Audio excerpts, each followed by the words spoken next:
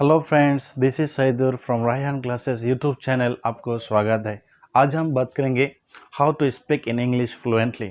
हम कैसे बिना अटके इंग्लिश में बात कर सकते हैं। तो ये है बेसिक 5 टिप्स जिसको अपना के हम बहुत ही जल्द अच्छी तरह फ्लुएंटली इंग्लिश में बात कर सकते हैं।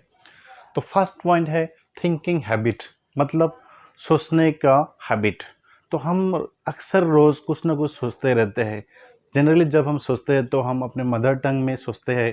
तो अगर हम उस टाइम में मदर टंग में बोलने वाले बातों को ट्रांसलेट करके इंग्लिश में सोचना शुरू कर देंगे तो ये बहुत इफ़ेक्टिव होता है और ये आदत हमको फ्लुएंटली इंग्लिश बोलने में बहुत ही मदद करता है। नेक्स्ट पॉइंट है लिसनिंग टू अदर्स, मतलब हमको रोज़ कुछ ना कुछ दूसरे से इंग्लिश कन्वर्सेशन सुनना बहुत ज़रूरी है, चाहे वो टीवी में हो, टीवी चैनल्स में हो, या रेडियो में हो, या कोई ऑडियो क्लिप में, या सीडी प्लेयर्स में भी हो। रोज़ कुछ ना कुछ इंग्लिश अगर हम सुनते रहेंगे तो हमारा इंग्लिश प्रोनाउंसिएशन बहुत ही बेहतर होता है, क्योंकि रिसीट प्रोनाउंसिएशन में हमको इंग्लिश बोलना चाहिए।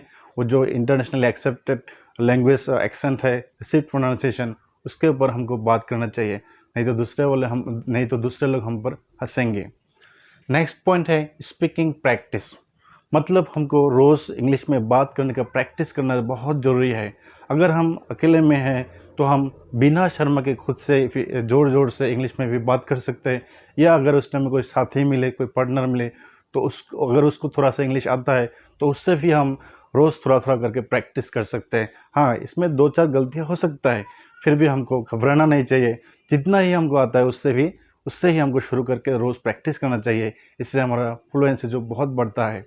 नेक्स्ट पॉइंट है रीडिंग बुक्स एंड रूल्स, मतलब हमको रोज़ नए नए बुक्स पढ़ना चाहिए, चाहे वो ग्रामेटिकल बुक्स हो, या कोई नॉवेल्स हो, या ड्रामा हो, या बुक्स ऑफ पोएम्स हो सकता है। रोज़ बुक्स पढ़ने से क्या होता है, हमारा जो वर्ड्स कैपेसिटी है वो बढ़ जाता है, नॉलेज भी बढ़ता है, और सेंटेंस स्ट्रक्चर का नॉलेज भी बहुत अच्छा होता है। और स्पेशली ग्रामेटिकल रूल्स तो बहुत ही ज़रूरी है, क्योंकि अगर हम सही तरीके से ग्रामेटिकल रूल्स अप्लाई करके इंग्लिश ना बोल पाए तो दूसरे वाला हम पर हंसेंगे।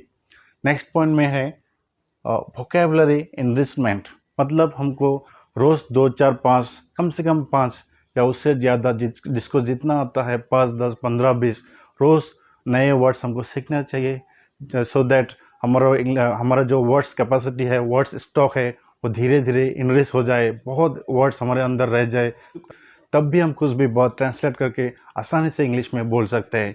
अगर हमारे पास वर्ड्स ही नहीं है तो हम कैसे दूसरों के साथ बात कर सकते हैं, या तो दूसरे लोग हमारे साथ इंग्लिश बोले और हम समझ में ना आ पाए तभी हम कैसे बात कर सकते हैं। इसलिए वर्ड्स जानना बहुत ही ज़रूरी है। तो रोज़ हमको नए नए वर्ड्स सीखना चाहिए। तो ये है बेसिक 5 टिप्स। थिंकिंग हैबिट, रोज़ इंग्लिश में सोचने की हैबिट बनाना चाहिए। लिसनिंग टू अदर्स, कोई भी दूसरे का प्रोनाउंसिएशन सुनना चाहिए। स्पीकिंग प्रैक्टिस, खुद को कोशिश करना चाहिए इंग्लिश में बात करने के लिए। रीडिंग बुक्स, इंग्लिश का बुक्स पढ़ना चाहिए, या ग्रामेटिकल रूल्स भी बहुत अच्छी तरह जानना चाहिए। और नेक्स्ट में आता है वोकैबुलरी इनरिचमेंट, हमको वर्ड कैपेसिटी, वर्ड स्टॉक्स भी बढ़ाना है।